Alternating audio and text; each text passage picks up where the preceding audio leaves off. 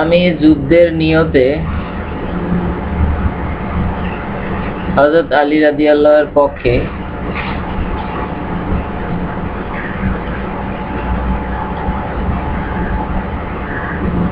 বাহির হইলে আমার সাথে আবু বকর রাদিয়াল্লাহু আনহুর দেখা হয়।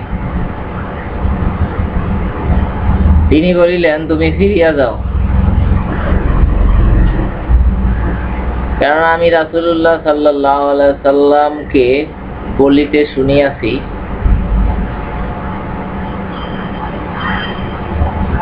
যখন দুইজন মুসলমান তাহাদের তরবারি নিয়া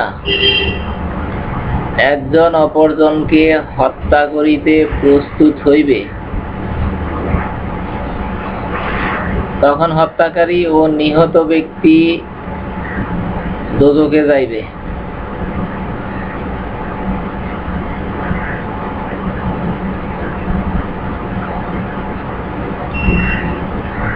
তিনি বলিলেন, হে আল্লাহর রাসূল সাল্লাল্লাহু আলাইহি সাল্লাম, হত্যাকারী তো দোজখে যাইবে, কিন্তু নিহত ব্যক্তির অপরাধ কি?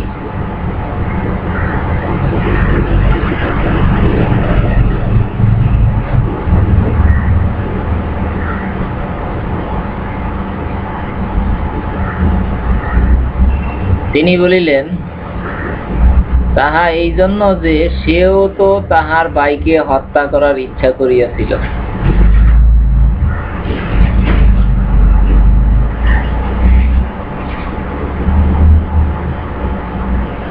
আল হাদিস আবু দাউদ শরীফ, হাদিস নাম্বার 4221।